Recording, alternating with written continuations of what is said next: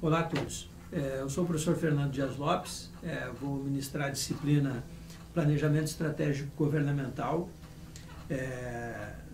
Essa é a segunda vez que eu estou ministrando essa disciplina nesse programa, então, primeiramente, sejam bem-vindos ao curso e à disciplina.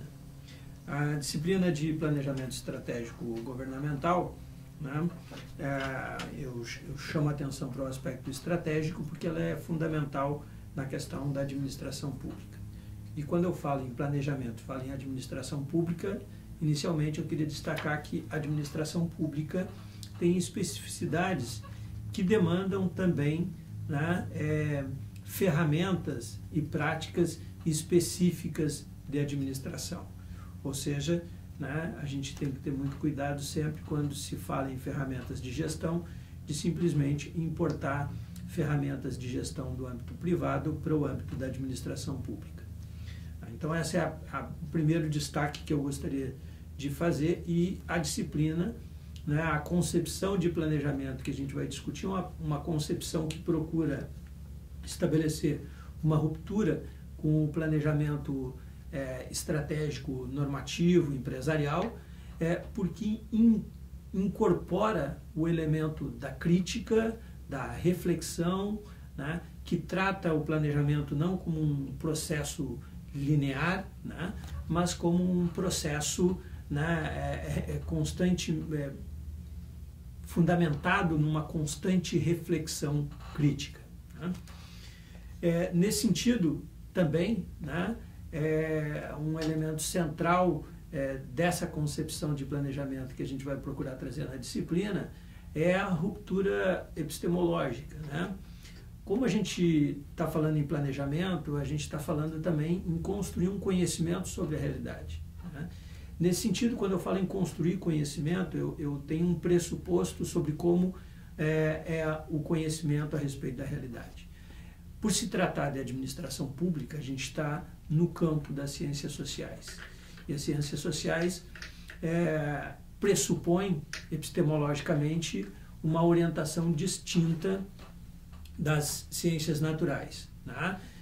Os atores sociais, eles não são passivos em relação ao que se coloca diante da realidade, então a abordagem assume uma posição distinta. Então, essa concepção de planejamento que a gente vai trabalhar na disciplina é uma concepção que se contrapõe à visão positivista da realidade, de naturalização da realidade social, que se contrapõe à ideia de que existem leis definitivas que expliquem a realidade social. Então, esse é um elemento chave, e esse termo epistemologia, ele é importante para vocês diferenciarem a ideia de planejamento estratégico normativo, tradicional, empresarial, do planejamento situacional, embasado, então, no conhecimento de Carlos Matos. Nós optamos por fazer essa disciplina. Essa disciplina acontece em 3 semanas, e nós temos 4 capítulos na apostila. Resolvemos, então, distribuir esses 4 capítulos da seguinte forma. Na primeira semana a gente vai trabalhar o capítulo 1, que é um capítulo conteúdos introdutórios ao planejamento governamental. O que a gente vai trabalhar nesse primeiro tópico, nessa primeira semana? Primeiro, falar um pouco do histórico do planejamento, mostrar, na verdade, que o planejamento ele é tomado como uma ferramenta tanto pelos governos de economias planejadas, governos de esquerda, quanto governos de direita, governos de diferentes matizes ideológicas. Obviamente que, com o avanço do neoliberalismo, a noção de planejamento que passou a predominar foi uma noção de planejamento normativo com um viés empresarial. Também ainda dentro nessa primeira semana, nesse primeiro capítulo, a gente vai trabalhar o contexto sociopolítico. A gente trabalha com uma noção de que existem disputas, interesses distintos, e que o planejamento, ele dificilmente ele não vai frustrar interesses de grupos específicos, né? Então, o planejamento ele tem que dar conta, né, da compreensão do jogo social no qual os atores que vão planejar estão inseridos, né?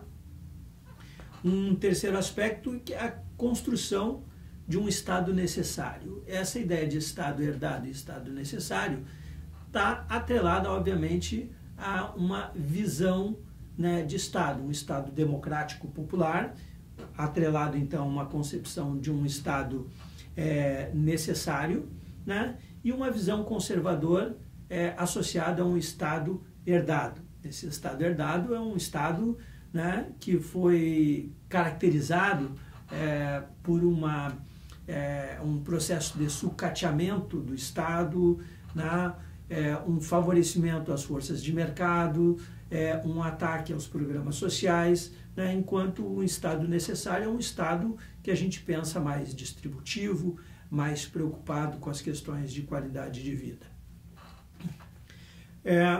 Ainda dentro desse capítulo também a gente faz uma breve discussão sobre o contexto da disciplina de administração pública, definindo de onde vem esse termo administração pública, a diferença em relação ao termo gestão pública.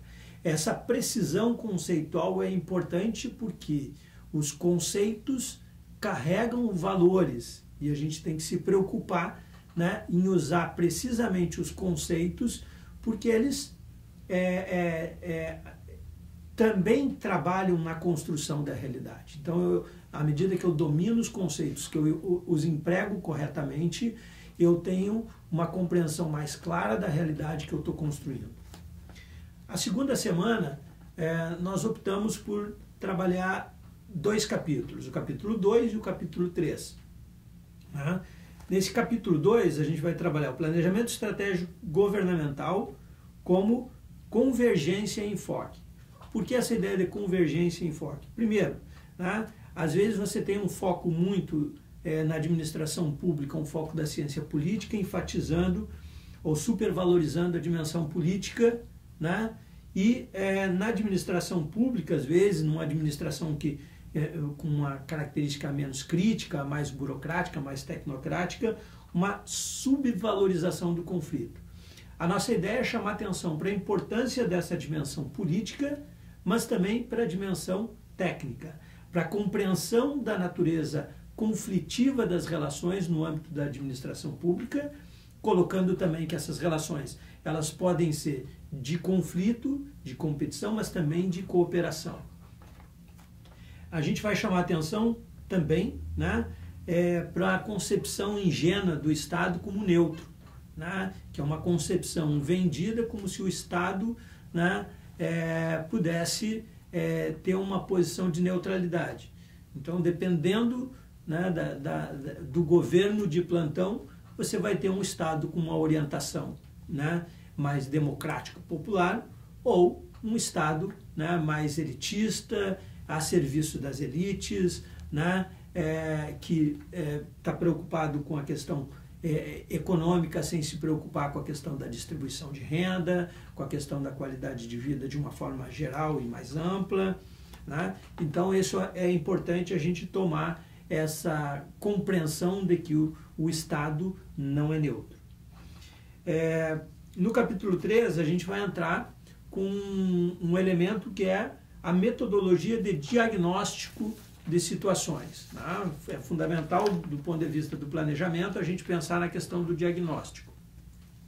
E o diagnóstico, né, aqui não significa apenas um processo descritivo da realidade, onde exista apenas uma possibilidade de descrição dessa realidade. A realidade é complexa, né? E essa explicitação da realidade, a apresentação da realidade, ela está muito atrelada à posição dos atores sociais que descrevem essa realidade. Então, quando a gente pensa um Estado democrático e popular, a participação é fundamental para fazer com que os indivíduos, né, que precisam ser atendidos pelo Estado se posicione e coloque os seus interesses, né, explicitamente em relação ao que se espera do Estado e como é que eles podem ter um envolvimento na definição de políticas públicas, na operacionalização dessas políticas. A gente vai discutir também nesse capítulo a questão do agir estratégico, esse é um elemento fundamental.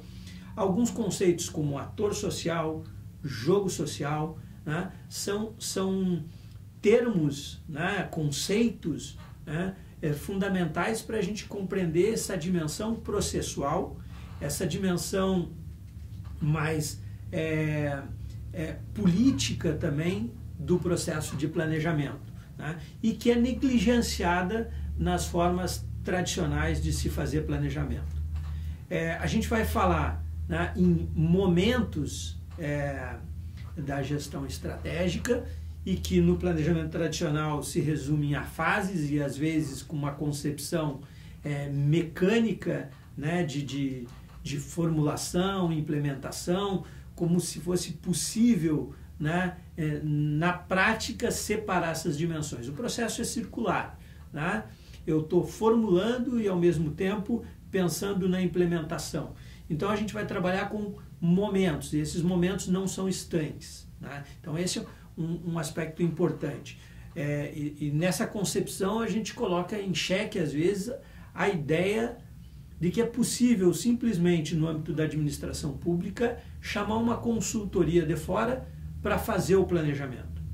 Isso não significa que eu não possa chamar uma consultoria, mas significa que eu preciso desenvolver as competências internas da administração pública para poder dialogar, por exemplo, com uma consultoria que tem algumas ferramentas que deem suporte ao diagnóstico, mas jamais uma consultoria vai substituir a gestão pública na construção do planejamento, né? Principalmente pelo fato de que a gente não concebe esses momentos como momentos estanques, né? A gente vai trabalhar com a ideia também de análise da governabilidade. Esse é um elemento importante, né?